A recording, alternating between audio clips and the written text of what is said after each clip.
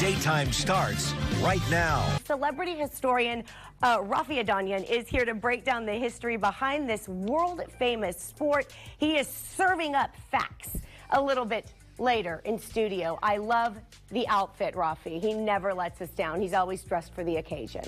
All right, everyone, and stick around because coming up, our favorite celebrity historian, Raffi Andonian, is serving up everything you've ever wanted to know about tennis because it's National Tennis Month, and he is in full gear. He's got the racket. There's tennis balls all over the studio. I love his segments. He is the best. He makes learning fun. We'll do that in just a few minutes. Nice. Here, don't let Libby see. All right. Go. Well, the best weather of the year is here, which makes perfect sense because it's National Tennis Month, and our favorite celebrity historian, ace celebrity historian, Raffi Andonian, is here to serve up the history of tennis. And thank you for always being in costume. Whatever he comes to teach us about, he wears the right outfit. So what is it about tennis that we love so very much in this country? I mean, I know why I love it, but why does everyone else just think it's the best?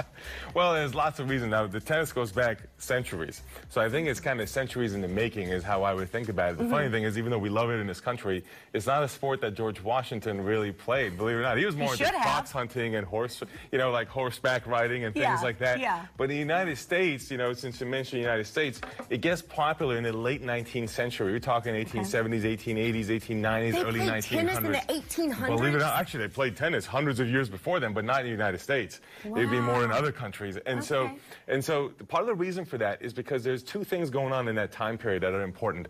One is industrialization. So when you think of the larger context of, industrial stuff being put out, things like these tennis balls and rackets are easier to make and to distribute across the country and around the world, which is happening global. So you don't have one guy doing it. That's right. In his living room. A lot more access, right? That matters. And then the other thing that's really important about industrialization is you have the rise of a workplace, and so as a result, you have work time and personal time, and that is different than, say, if I live and work on a farm all the time, or if I'm a laborer that disappears for months at a time to go do a job, kind of like we think of oil rigs today. Yeah, no time. Wouldn't become exactly. So now when you have the rise of leisure time, now you can do things like take up many activities. So a lot of leisure activities, including tennis, come up and be popularized, and not created in, but are popularized in that period from the late 19th and into the early 20th century because of those things going on. So obviously advancements, continue to happen. That's you have all this great technology. Now rackets are $400, $500. That's right. But it wasn't always like that. No, I know. What did they use back in the day? Leather is something that they would use. They would use wood. They would use wool. So think of like a makeshift baseball bat, maybe, like that you're stuffing wool or maybe wood or, like I said, leather or something like that. And it would look kind of like maybe a little more like squash as we think of it today. This is prior to the era we're talking about. We're talking in the like maybe 16th, 17th, 18th century in France and England, prior to the modern tennis, before this comes up.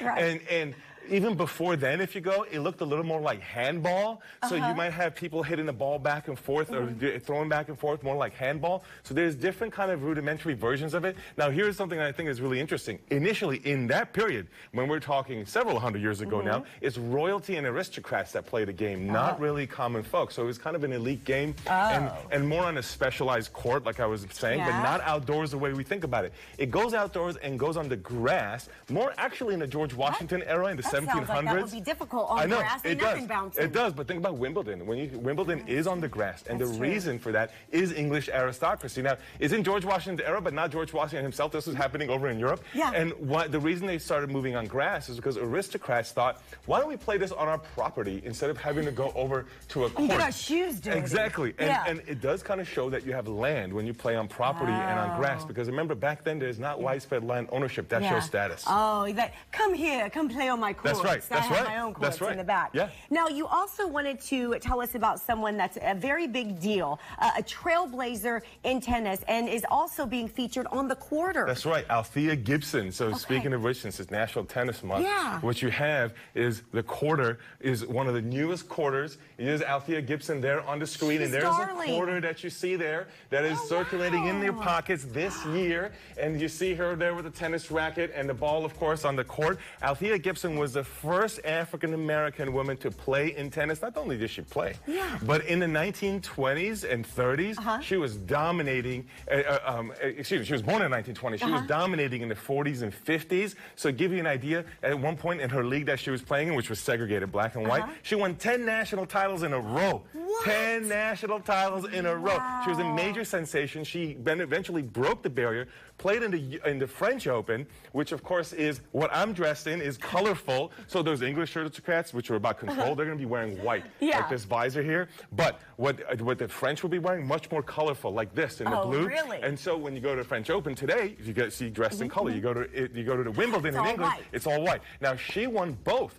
The French Open was her first Grand Slam that she won. Then Gibson went on to win the Wimbledon in the same year and the U.S. Opens. And then, as if that wasn't enough, she went and did it again the next year. She won the Associated Press Athlete of the Year in the 1950s. She ended up meeting the Queen of England. She ended up meeting Vice President Nixon. They did a whole parade for her in New York City. She was truly becoming a celebrity. And part of what I think popularized the sport is mass media in that era, and with her being a part of it. Now, what I think is really cool is she was not only remembered in that way, but now she's back in the conversation through the money in our pockets. And money is when nations honor their heroes. And speaking of George Washington, she's on the same platform as George Washington right there, which tells you something. I want one of those quarters. How do I get one? That's right. They're circulating so you can get them in your pocket. So you literally can go hunt in the wild, if you will, for the quarters. Look through your change and see how you can find. Or you can go to usmint.gov, which is the United States Mint's website, and you can just order them uncirculated for yourself, even in a fancy case if you like. You can get them. Her and other women. There are multiple women that are being featured on the American Women Quarters program, as it's known. 2022 is when they started. This is the final year, so if you're going to get them, you got to go get them now. Over the course of several years, 20 women are honored total over the course of several years.